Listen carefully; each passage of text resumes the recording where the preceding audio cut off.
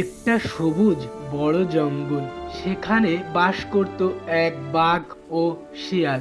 সেখানে বাঘ ছিল রাজা, কিন্তু বাঘটি ছিল একটু বোকা এবং শিয়ালটি ছিল একটু চালাক। তার পাশে সবসময় শিয়ালটি থাকতো।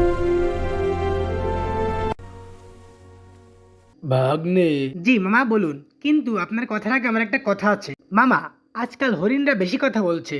মামা, হরিণরা তোমাকে মানছে না। তখন বাঘ একটু অবাক হলো। কি বলিস ভাগ্নে? আমি তো রাজা, নিয়ম মানতেই হবে। ঠিক বলেছে মামা।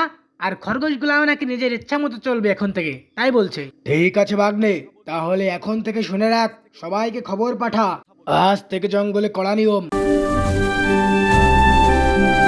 বাঘ মামার এরকম কড়া নিয়মের কথা শুনে জঙ্গলের সকল প্রাণী পানি খাচ্ছে তেলে জলে এক ঘাটে। ওরে বাবা, আর কটা বলবো না। আমরা তো দোষ করিনি, তবু শাস্তি কেন? হরিণের এমন কথা শুনে জঙ্গলের সকল প্রাণী নিস্তব্ধ হয়ে তাকিয়েছিল হরিণের দিকে। জঙ্গলে নীরবতা এলো, কিন্তু সেটা শান্তি নয়, ভয়। হাতি জঙ্গলের সকল প্রাণীকে সে পাঠিয়ে দিল এবং নিজে সিদ্ধান্ত নিল রাজার কাছে যাওয়ার জন্য। রাজাকে গিয়ে বলল, রাজা মশাই, একটা কথা বলতাম। রাজা মশাই, নিয়ম ঠিক আছে, কিন্তু যাদের উপর নিয়ম তাদের কথা না শুনলে সমস্যা বাড়ে। তুমি কি বলতে চাও, আমি ভুল করছি? রাজার এমন কথা শুনে হাতিও রেগে সেখান থেকে চলে যায়। না মামা না, আপনি ঠিক বলেছেন, ওরা শুধু অজুহাত দিচ্ছে। শিয়াল ভাগ্নের এমন আচরণ দেখে বাঘের মনে সন্দেহ ঢুকে যায়।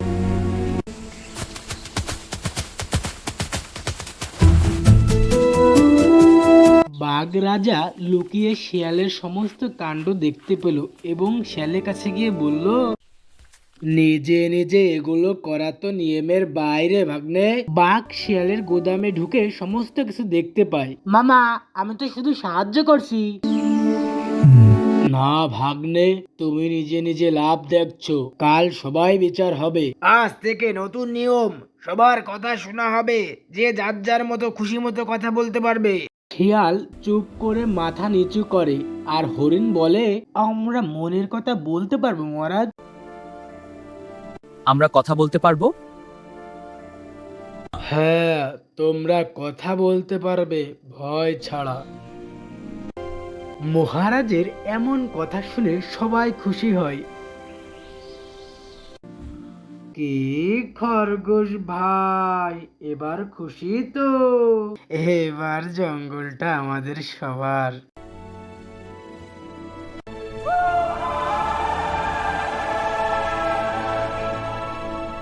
পরের দিন জঙ্গলে আবার চুরি হলো। শিয়াল গাজরের ক্ষেত থেকে গাজর চুরি করে খাচ্ছিল, চুপ কিন্তু থাকাই ভালো, পাখিরা উড়ে গেলেই সেটা আবার শান্তি। দেখে ফেলে।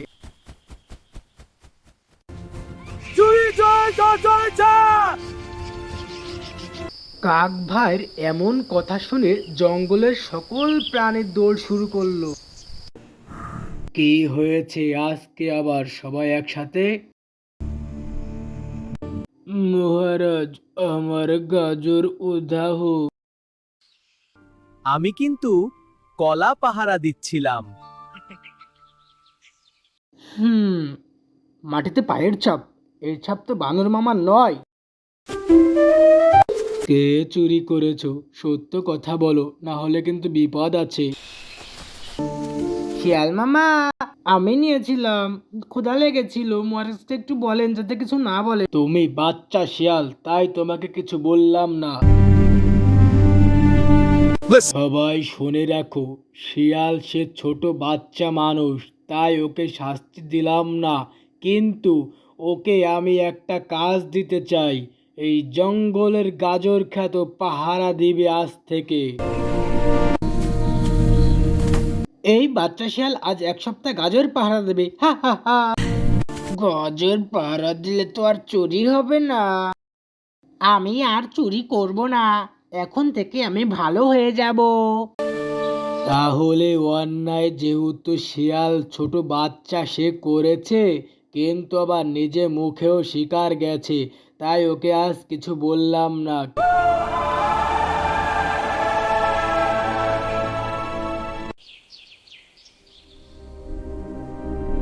এই জঙ্গলে এখন সবাই ভালো হয়ে গেছে, কিন্তু আমি যদি একটু চালাকি করি কেউ বুঝবেই না। যাই, অনেক দিন পেটের মধ্যে চই করছে, আজ বানর ভাইয়ের কলা নিয়ে গুদামে রেখে আসি।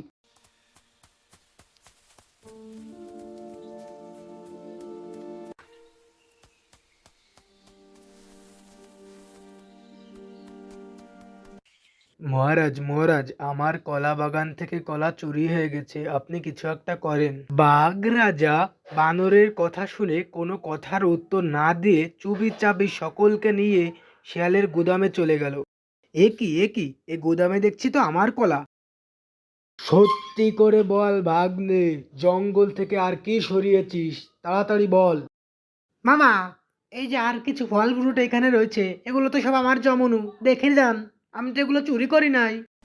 এ কি শিয়াল, এগুলো তুমি কই পেয়েছো, আবার বলছো চুরি করো নাই? ভাগ্নে শিয়াল, তুমি যে অন্যায় করেছো এর শাস্তি তো তোমাকে পেতেই হবে। আজ থেকে ভাগ্নে শিয়াল 1 মাস না খেতে থাকবে এবং সারা জঙ্গল ঘুরে বেড়াবে। মামা, আমার ভুল হয়েছে।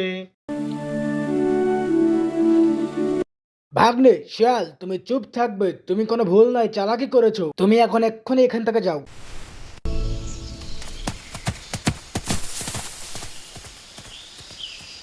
শিয়াল মাথা নিচু করে মহারাজের রায় মেনে নিয়ে সে সারা জঙ্গল পাড়ি দিতে লাগলো।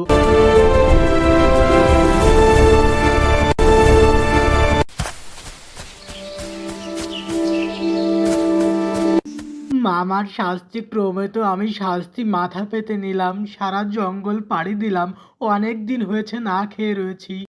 তারপর শিয়াল সে সব শাস্তি পালন করে সে মহারাজের কাছে ছুটে যায়। মামা, আমার ভুল হয়েছে, আমি আপনার আদেশ ক্রমে সকল শাস্তি মাথা পেতে নিয়েছি, আমি জীবনে আর এরকম কাজ করব না। জঙ্গলের সবাই কি বলছো, শিয়াল ক্ষমা চাইছে, তোমরা কি ক্ষমা করেছো?